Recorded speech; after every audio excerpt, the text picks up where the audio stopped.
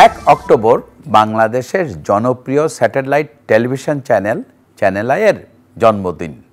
হৃদয়ে বাংলাদেশ এই স্লোগানকে ধারণ করে বাংলাদেশ ছাড়াও বিশ্বের নানা প্রান্তে ছড়িয়ে থাকা বাংলা ভাষাভাষী মানুষের কাছে চ্যানেল আই পৌঁছে দিচ্ছে আমাদের প্রিয় দেশের কথা।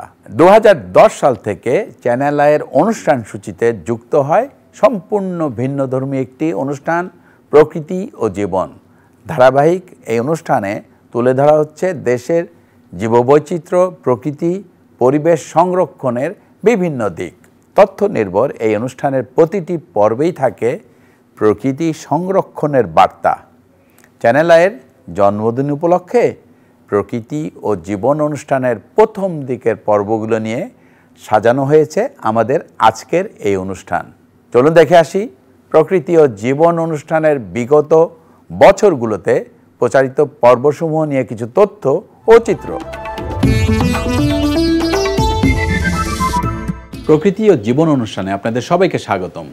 বাংলাদেশের জীববৈচিত্র্য, প্রকৃতি ও পরিবেশের নানা বিষয় নিয়ে আমাদের এই অনুষ্ঠান প্রকৃতি ও জীবন।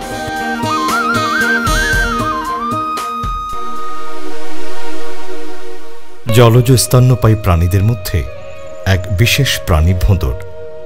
অস্ট্রেলিয়া ও অ্যান্টার্কটিকা ছাড়া বাকি সব মহাদেশেই ভোঁদরের দেখা মেলে। বাংলাদেশের ভোঁদররা কেমন আছে? দেখুন, পৃথিবীতে প্রায় 13 প্রজাতির ভোঁদর পাওয়া যায়, আর এশিয়াতে পাওয়া যায় 5 প্রজাতির। এই 5 প্রজাতির মধ্যে 3 প্রজাতিই পাওয়া যায় আমাদের দেশে। যে দেশের বনাঞ্চলের বৈচিত্র্য যত, সে দেশের জীববৈচিত্র্য তত বেশি। পরিবেশের ভারসাম্য রক্ষায় বনভূমির অবদান অনেক গুরুত্বপূর্ণ। বনভূমির অবস্থা কেমন হওয়া উচিত বলে আপনি মনে করেন?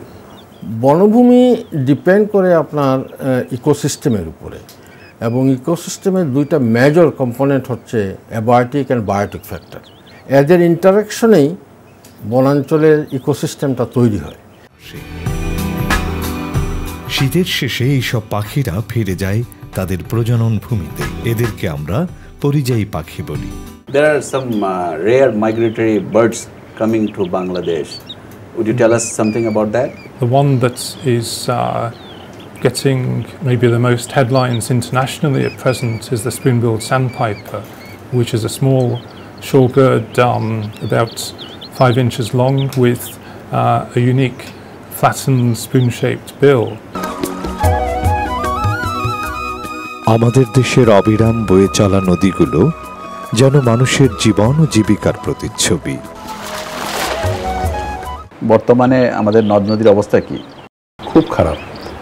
খুব খারাপ এই কারণে, দেখেন, মানুষ বেড়েছে, চাপটা পড়েছে নদী এবং নদীর প্লাবনভূমিতে। দ্বিতীয়ত হচ্ছে দূষণের কারণে নদীগুলোর অবস্থা খুব খারাপ। এদেশের মানুষ ধর্মীয়ভাবে প্রকৃতি ও বন্য প্রাণী সংরক্ষণের বিষয়টি প্রজন্মের পর প্রজন্ম ধরে লালন করে আসছে। প্রকৃতি সংরক্ষণের ব্যাপারে ইসলাম ধর্মে কি ধরনের নির্দেশনা আছে?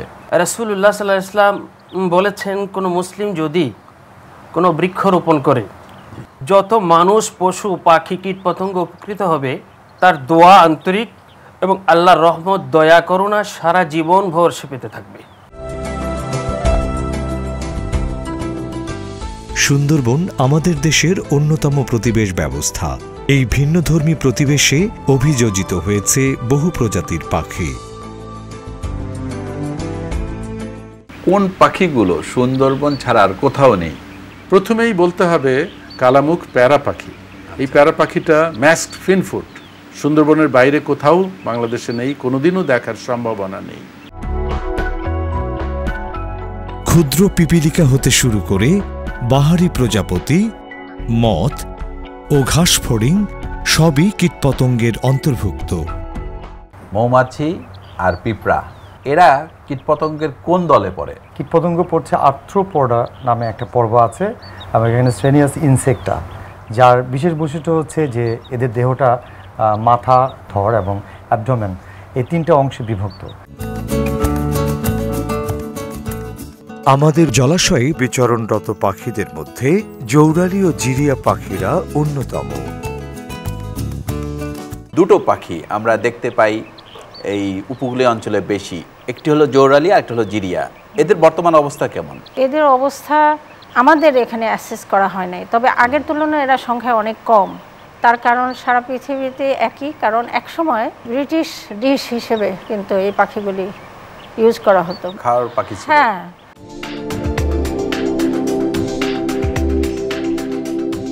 সুন্দরবন বাংলাদেশের গুরুত্বপূর্ণ উপকূলীয় বনভূমি। আমাদের দেশের জন্য এই বনভূমি কতটুকু গুরুত্বপূর্ণ? উপকূলীয় বনভূমি আমাদের সেফগার্ড, যেটা আমাদেরকে নিরাপত্তা দিয়ে থাকে। সবুজ বেষ্টনী, গ্রিন অ্যাডাপ্টেশন, যে আমাদেরকে ক্লাইমেট চেঞ্জের যে প্রতিকূল অবস্থাগুলো সেগুলো থেকে উত্তরণ করতে সহায়তা করে। বাংলাদেশের বন্যপ্রাণী ও জীববৈচিত্র্য সংরক্ষণের উদ্দেশ্যে বিভিন্ন বনভূমিকে বন্যপ্রাণী অভয়ারণ্য হিসেবে স্বীকৃতি দেওয়া হয়েছে। আমাদের একটি অভয়ারণ্য ফাঁসিয়াখালী বন্যপ্রাণী অভয়ারণ্য, এর ব্যবস্থাপনা নিয়ে একটু বলবেন? এটি সাধারণভাবে কোনো বনজ সম্পদ আহরণ করা যাবে না। এটিকে যতটুকুন সম্ভব বন্যপ্রাণীর জন্য উপদ্রবহীন রাখতে হবে এবং বিশেষ করে আহরণের ক্ষেত্রে এটি সাংঘাতিকভাবে রেস্ট্রিক্টেড। একটি দেশের উদ্ভিদ বৈচিত্র্য সংরক্ষণ ও সকলের কাছে উপস্থাপন করতে উদ্ভিদ উদ্যান গুরুত্বপূর্ণ ভূমিকা পালন করে। আমাদের উদ্ভিদ উদ্যান খুবই আকর্ষণীয় একটি জায়গা সবার জন্য। হ্যাঁ, বাংলাদেশের বিজ্ঞান শিক্ষা, বিশেষ করে জীববিজ্ঞান এবং পরিবেশ শিক্ষার একটি কেন্দ্রবিন্দু।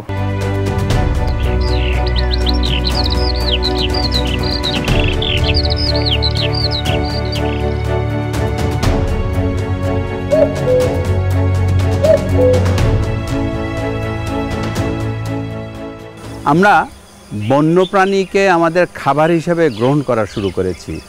বন্যপ্রাণীকে আমরা তাদের বাসস্থান থেকে উচ্ছেদ করছি। আমরা জলাশয় ভরাট করে আমাদের জলজ প্রাণীগুলোকে উচ্ছেদ করছি। প্রকৃতিকে অবজ্ঞা করলে প্রকৃতি তার প্রতিশোধ কিন্তু নেবেই আমাদের উপরে। শালবন বিভিন্ন প্রজাতির পাখির স্বর্গরাজ্য। এ বনে প্রায় সব ধরনের পাখি দেখা যায়। শালবনের পাখি এ নিয়ে কি কোনো গবেষণা হয়েছে? শালবনের পাখি নিয়ে বেশ কিছু কাজ হয়েছে। আমাদের যারা শিক্ষার্থী তারাও এই শালবনের পাখি নিয়ে কাজ করেছে, অন্যান্য বন্যপ্রাণী নিয়ে কাজ করেছে।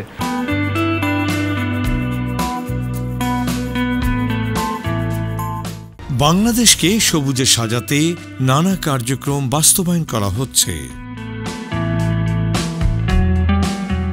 আমরা যে বৃক্ষরোপণ করি এই ব্যাপারে কোন জিনিসগুলোকে বেশি গুরুত্ব দিতে হবে? এখানে সবচেয়ে বেশি গুরুত্ব দিতে হবে আমি কোন প্রজাতিটা লাগাবো, আমি কি জন্য লাগাবো, আমার উদ্দেশ্যটা কি, আমি কি অ্যাচিভ করতে চাই। এই বৃক্ষ দিয়ে আমি কি ফুল চাই, না ফল চাই, না টিম্বার চাই, নাকি জ্বালানি কাঠ চাই। এই সেই সাদা পাথর, এইখানকার অবস্থা দেখে মনে হচ্ছে বাজারে এসেছি। এখানে ট্যুরিজমের যদি এই অবস্থা হয় তাহলে মানুষ কি করে স্বস্তির নিঃশ্বাস ফেলবে একটা সুন্দর জায়গায় গিয়ে। দর্শক মণ্ডলী, আমরা তখন দেখলাম প্রকৃতি ও জীবন অনুষ্ঠানের সূচনা ও প্রচারিত পর্বসমূহ নিয়ে একটি প্রতিবেদন। দেশের সামগ্রিক জীববৈচিত্র্যকে তুলে ধরার পাশাপাশি বিপন্ন উদ্ভিদ ও বন্যপ্রাণী সংরক্ষণের প্রয়োজনীয়তাকে গুরুত্ব দিয়ে বিভিন্ন পর্ব প্রচারিত হয়েছে প্রকৃতি ও জীবন অনুষ্ঠানে। চলুন দেখে আসি বাংলাদেশের বিপন্ন উদ্ভিদ ও বন্যপ্রাণী নিয়ে প্রচারিত পর্বগুলোর কিছু জানা অজানা তথ্য।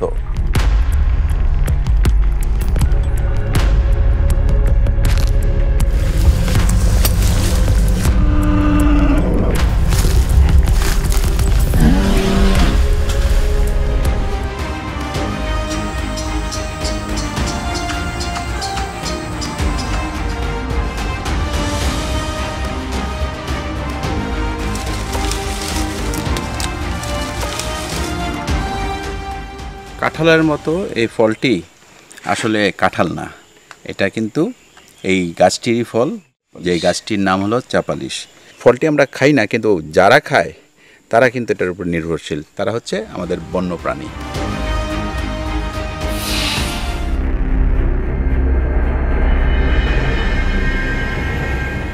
আমরা এখন যে জায়গাটায় দাঁড়িয়ে রয়েছে এখানে একটি ফসিল দেখতে পাচ্ছি, এবং এই ফসিলটা একেবারেই সাদা হয়ে গেছে।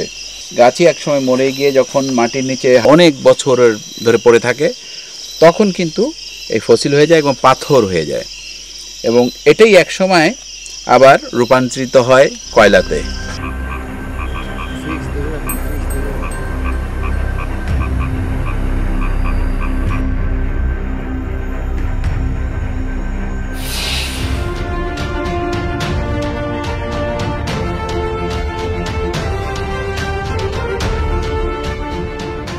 সুন্দরবনে একটি গাছ, সেটা হচ্ছে গরান, এবং এই গরান গাছ কিন্তু সুন্দরবনে সব জায়গায় দেখতে পাওয়া যায়।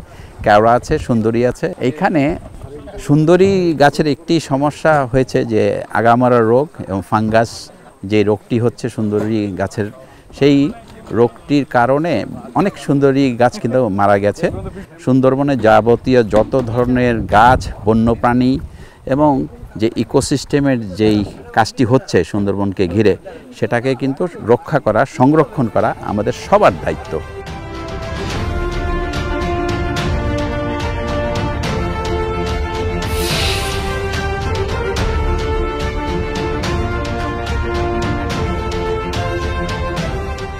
এই শাল গাছ অনেক উপকারী গাছ। একসময় কিন্তু এটা দিয়ে কনস্ট্রাকশনের কাজ হতো, যেটা আমরা বলি শালবল্লী। তারপর ইলেকট্রিকের পোল হতো। খুব শক্ত গাছ। এই গাছের কিন্তু এক ধরনের ফুলের মতো বীজ হয়, যেটা উড়ে উড়ে বিভিন্ন জায়গায় পড়ে, সেখান থেকেও কিন্তু গাছ জন্মায়। এই শাল গাছ অনেক জায়গার থেকে হারিয়ে গেছে, ইন্ডাস্ট্রি হয়েছে, ঘরবাড়ি হয়েছে, কিন্তু আমরা এখনও যেটুকু আছে সেটুকু কিন্তু ধরে রাখতে পারি যদি, তাহলেও কিন্তু আমি বলবো যে আমাদের জন্য একটা বিশাল ভূমিকা পালন করবে এই শাল গাছগুলো।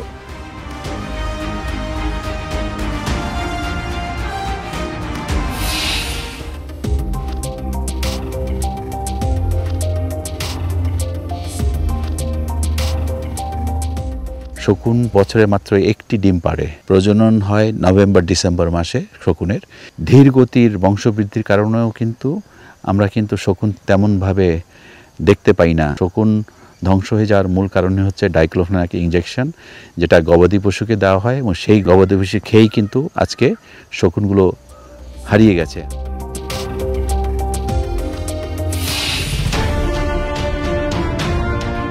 বাতাগুর বাস্কা যে কচ্ছপটি এই পৃথিবী থেকে হারিয়ে যাচ্ছে, তো মূল উদ্দেশ্য হচ্ছে গিয়ে এই কাছিমে বংশ বৃদ্ধি করা। পৃথিবীব্যাপী এরা বিপন্ন।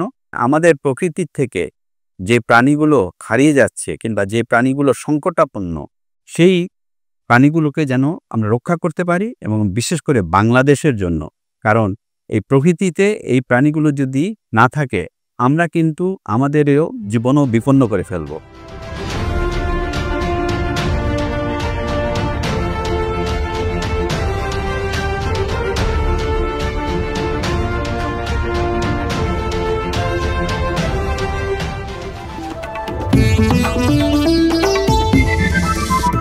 প্রিয় দর্শক, বিগত 15 বছরে প্রকৃতি ও জীবন অনুষ্ঠানে আমন্ত্রণ জানানো হয়েছে বিষয়ভিত্তিক বিশেষজ্ঞ ব্যক্তিবর্গকে।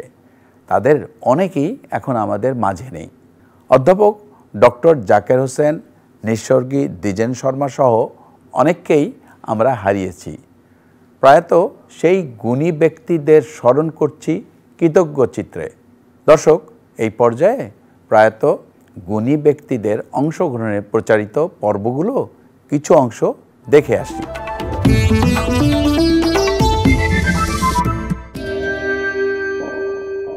পৃথিবীতে প্রায় ৮৭৩৪ প্রজাতির সরীসৃপ আছে। বাংলাদেশে আছে প্রায় ১৫৪ প্রজাতি। বর্তমানে বাংলাদেশের এই লিজার্ডদের অবস্থা কি? বাংলাদেশ বন্যপ্রাণী সংরক্ষণ আইনে দুটো অনুচ্ছেদ আছে। একটি অনুচ্ছেদে বলা হয়েছে যে এই জাতীয় প্রাণীগুলো প্রকৃতিতে বিপন্ন, তাই এদেরকে সংরক্ষণ করতে হবে, এবং এই সংরক্ষণ করার জন্য একদিকে মানুষকে বোঝাতে হবে, আরেকদিকে এই প্রাণীগুলো যেখানে আছে সেই আবাসগুলোকে অভয়ারণ্য, ন্যাশনাল পার্ক, গেম রিজার্ভ বা সংরক্ষিত এলাকা হিসেবে তাদেরকে রক্ষণ করতে হবে। আমাদের প্রকৃতিতে এই টিয়া ও ময়না প্রজাতির পাখিগুলোর উপকারী দিক বিবেচনা করে এদের রক্ষা করা উচিত। স্যার, আমাদের আজকে একটু ময়না টিয়া নিয়ে কিছু বলুন এবং এদের বর্তমান অবস্থা কি? আমরা ময়না বলতে বাংলায় আমাদের পাহাড়ি ময়না বা হিল ময়নাকে বোঝাই, আর বাকি যেগুলো আছে সেগুলো শালিক, যেমন গোশালিক, বাত্তা শালিক, ঝুটি শালিক ইত্যাদি শালিকগুলো। যেহেতু বন জঙ্গল ধ্বংস হয়ে যাচ্ছে, কাজেই এরা অত্যন্ত বিপজ্জনক অবস্থায় আছে। কাস্তে চড়া ও মানিকজোড় পরিবারের এই পাখিগুলো প্রকৃতির ভারসাম্য বজায় রাখে। কাস্তে চড়া ও মানিকজোড় এদের উপরে কি কোনো গবেষণা হয়েছে বাংলাদেশে? হ্যাঁ, গবেষণা হয়েছে, তবে যে খুব বেশি গবেষণা তা না, কারণ এই সমস্ত পাখি তো পাওয়া যায় না সব সময়। শীতের সময় আসে এবং সব জায়গায় পাওয়া যায় না। এটা উপকূলীয় এলাকায় যেতে হয়, কিংবা টাঙ্গুয়ার হাওর, হাকালুকি হাওর, এবং গেলেই যে সেখানে পাওয়া যাবে এমন কোনো কথা নেই। প্রকৃতির নিজ হাতে গড়া অপরূপ সৌন্দর্যমণ্ডিত বাংলাদেশের একমাত্র প্রবাল সমৃদ্ধ দ্বীপ হল সেন্ট মার্টিন। সেন্ট মার্টিন দ্বীপটি কিভাবে সৃষ্টি হয়েছিল? আরব বণিকরা যখন বড় বড় পালতোলা জাহাজ নিয়ে এই দ্বীপে কয়েকদিনের জন্য বিশ্রাম করত, তখন তারা এই দ্বীপের নাম দেয় জজিরা। তারপরে আমাদের স্থানীয় কিছু লোক জজিরা শব্দের সাথে নারকেল শব্দটি যোগ করে, যার ফলে অপভ্রংশ হয়ে এই দ্বীপের নাম দাঁড়ায় নারকেল জিঞ্জিরা। প্রতিটি প্রাণী তাদের নিজ নিজ সন্তানকে নানা প্রতিকূলতা থেকে আগলে রাখে। কোন প্রাণীর মধ্যে সবচেয়ে বেশি মাতৃস্নেহ লম্বা সময় ধরে থাকে? লম্বা সময় দেখা যায়, ধরা যাক ক্যাঙ্গারু। ক্যাঙ্গারুর এতই মাতৃস্নেহ, ক্যাঙ্গারুর শরীরটা থলিতে শাবকটাকে রেখে লাফিয়ে লাফিয়ে লাফিয়ে লাফিয়ে এক অঞ্চল থেকে অনেক দূরে যায়। আমাদের চারপাশের পরিচিত পাখিদের মধ্যে বসন্ত ও নীলকান্ত অন্যতম। আমাদের দেশের দুটো পাখি খুব সুন্দর নাম, নীলকান্ত আর বসন্ত বাউরি। এই বসন্ত বাউরি পাখির নাম বসন্ত হলো কেন? বাংলাদেশের জন্য যখন একটা স্ট্যান্ডার্ড নামের প্রয়োজন হলো, তখন বাংলাদেশ বার্ড ক্লাব এটা নাম, যেটা ছোট এবং ছিমছাম, বসন্তটাই বেছে নেয়। বসন্তের সাথে কি কোনো যোগাযোগ আছে? বসন্তের সাথে যোগাযোগ নাই, কিন্তু যেহেতু খুবই কালারফুল এবং দেখতে সুন্দর, সাধারণত আমরা বসন্তকে একটা রঙিন এবং কালারফুল একটা ঋতু হিসেবেই দেখি, হয়তো সেই কারণেই বসন্তের সাথে। আমাদের দেশের মতো ঋতুগত বৈচিত্র্য পৃথিবীর আর কোথাও দেখা যায় না, আর তাই তো বলা হয়ে থাকে ষড়ঋতুর দেশ বাংলাদেশ। আমার মনে একটি প্রশ্ন জাগে, মানুষের চেতনায় প্রকৃতির যে এই যে নানা জিনিস, এর মধ্যে ঋতুর বিবর্তন হলো কিভাবে? মানুষ প্রকৃতির সন্তান, কারণ ঋতুর উপর নির্ভর করে কোথায় কোন পশু থাকবে, বনে জঙ্গলে কী ধরনের লতা পাতা ফলমূল গজাবে, এগুলি জানতেন, এবং না জেনে তাদের উপায় ছিল না, কারণ বেঁচে থাকার জন্য এগুলি খুবই প্রয়োজন ছিল তার। বৈশিষ্ট্যগত দিক দিয়ে শীতকাল বাংলাদেশের অন্যান্য ঋতুর থেকে সম্পূর্ণ আলাদা। বাংলা পৌষ ও মাঘ এই 2 মাস শীতকাল। শীত কিন্তু একটা বিরাট একটা ফেস্টিভ্যালের মাস, তাই না? উৎসবের মাস। আমাদের পরিবেশ পাল্টাচ্ছে। জি, পরিবেশ পাল্টাচ্ছে, তার কারণ হচ্ছে আমরা নিজেরা পরিবেশ ব্যাপারে সচেতন না, এই সমস্ত কারণেই হয়তো। এই যে খেজুরের গাছ লাগাচ্ছেন না কেন, গাছিরা যে পরিশ্রমটা করবেন, রস হওয়ার পর, খেজুর হওয়ার পর তাদের সেই খরচাটা পুষবে না। দর্শক মণ্ডলী, দেশের জীববৈচিত্র্য পরিবেশ নিয়ে নিয়মিত প্রচারের পাশাপাশি প্রকৃতি ও জীবন অনুষ্ঠানে বিভিন্ন জাতীয় ও আন্তর্জাতিক দিবসকেও গুরুত্ব দেওয়া হয়েছে। এবার দেখে আসি বিভিন্ন দিবস উপলক্ষে আয়োজিত প্রকৃতি ও জীবন অনুষ্ঠানের বিশেষ পর্বগুলি নিয়ে কিছু তথ্য ও চিত্র। প্রকৃতির মাঝেও মাকে কিন্তু আমরা আলাদা করে দেখতে পাই, যদি একটু ভালোভাবে আমরা লক্ষ্য করি। এই যে মায়ের জন্য যে আমাদের ভালোবাসা, সব প্রাণীর মধ্যেই এটা আছে, তবে বেশি দিন টিকে না যত আমাদের মধ্যে। আমরা অনেক বয়স হয়ে গেলেও মাকে মনেই রাখি। নজরুল ইসলামকে অনেকেই বলে বিধর্মী কবি, আমি নজরুলকে প্রকৃতি প্রেমী হিসেবেই বেশি মনে করি। বলছেন বাংলাদেশ এই আমাদের বাংলাদেশ, যে দিকে চাই স্নিগ্ধ শ্যামল, চোখ জোড়ানো রূপ অশেষ, এই আমাদের বাংলাদেশ। পারস্যের ভাবি যেসব গানের মধ্যে লেখা, তার মধ্যেও কিন্তু এই ফুলের কথা, প্রকৃতির কথা বারবার করে চলে আসে। পদ্মার ঢেউ রে মোর শূন্য হৃদয় পদ্ম নিয়ে যা রে। রবীন্দ্র সাহিত্যে প্রকৃতি ও পরিবেশ কিভাবে উঠে এসেছে এটা নিয়ে একটু বলবেন? রবীন্দ্রনাথের দেখাটাকে যদি আমরা এইভাবে দেখি যে তিনি প্রকৃতিকে জীবনের অংশ হিসাবে দেখেছেন। গানের বিষয়ে যদি বলি, তার সবগুলোর মধ্যেই কিন্তু কোনো না কোনোভাবে প্রকৃতি উকি দিচ্ছে। প্রকৃতি ছাড়া একটি গানও খুঁজে পাওয়া মুশকিল। আমরা মুক্তিযুদ্ধের সাহস, যুদ্ধ, নানা কিছু নানাভাবে বর্ণনা করে গেছি, কিন্তু পরিবেশ নষ্ট করার এই ধারণাগুলো সেইভাবে দেইনি। সৃষ্টির সেরা জীব মানুষ, মানুষকে যখন আপনি ধ্বংস করেন তখন পরিবেশ আপনার কাছে নস্যি মাত্র। আমাদের যদি পরিবেশ ভালো না থাকে, প্রকৃতি ভালো না থাকে, আমরাও ভালো থাকবো না। প্রত্যেকটার কিন্তু ক্যারেক্টারিস্টিক্স আছে, এইটা দিয়েই কিন্তু সে ভাষা প্রকাশ করে। প্রকৃতি আগে বলতো পলাশ ফুটেছে, আপনার পিছনে যে পলাশ, তার মানে বসন্ত এসছে। পশু পাখি, ফুল, লতা পাতা, গুল্ম সকলেরই কিন্তু কোনো না কোনো উপায়ে ভালোবাসার আদান প্রদান হচ্ছে। আমাদের অঙ্গীকার হোক প্রকৃতিকে ভালো রাখার, এবং তাহলেই আমরা সবাই ভালো থাকব। প্রিয় দর্শক, দেশের বিভিন্ন নদ নদী, হাওর, বিল, চরাঞ্চল, পাহাড়, বন, সুবিশাল বঙ্গোপসাগরকে তুলে ধরা হয়েছে প্রকৃতি ও জীবন অনুষ্ঠানে। চলুন দেখে আসি বাংলাদেশের প্রাকৃতিক এলাকাগুলো নিয়ে প্রচারিত পর্বগুলোর কিছু অংশ।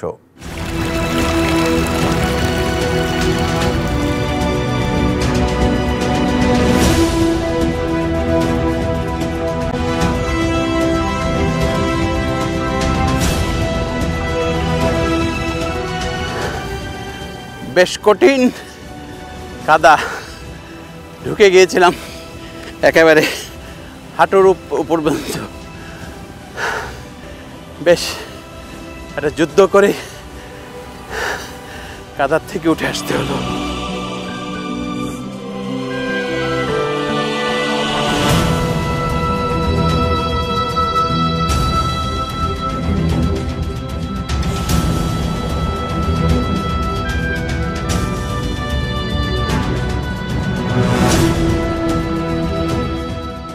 এই চরটা এখনও যেহেতু মানব বসতি নেই, সে কারণেই কিন্তু পাখিগুলোর বিচরণ খুব অবাধে হচ্ছে। কারণ চর হচ্ছে তাদের সবচেয়ে ফেভারিট জায়গা, এবং সেই ফেভারিট জায়গায় যখন গৃহপালিত প্রাণীগুলোকে চরানো হয় তখন কিন্তু ওরা ডিস্টার্বড হয়, এবং যার কারণে কিন্তু এরা এখান থেকে আস্তে আস্তে কিন্তু সরে যাচ্ছে। আমাদের কিন্তু বুঝতে হবে যে ওদের জন্য ওদের জায়গা ছেড়ে দিতে হবে, যাতে ওরা ভালো থাকে এবং আমাদের প্রকৃতি ভালো থাকে।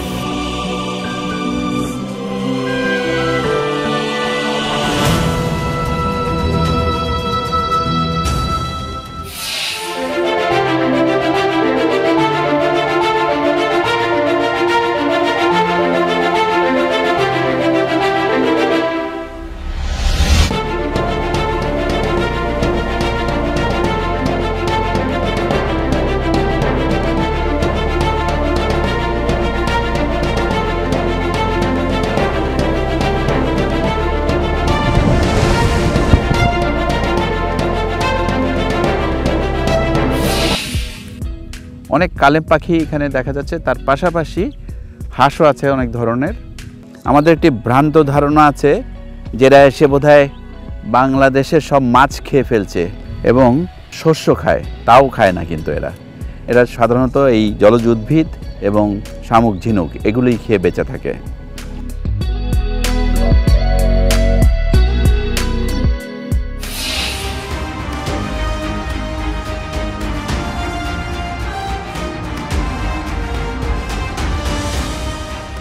এই চিরসবুজ বনে একটা জিনিস সবসময় দেখি যে কয়েক ধরনের গাছ আছে। এই তিনটি স্তরের গাছ দিয়ে কিন্তু চিরসবুজ বন কিংবা অন্যান্য বনগুলো বেড়ে যাচ্ছে।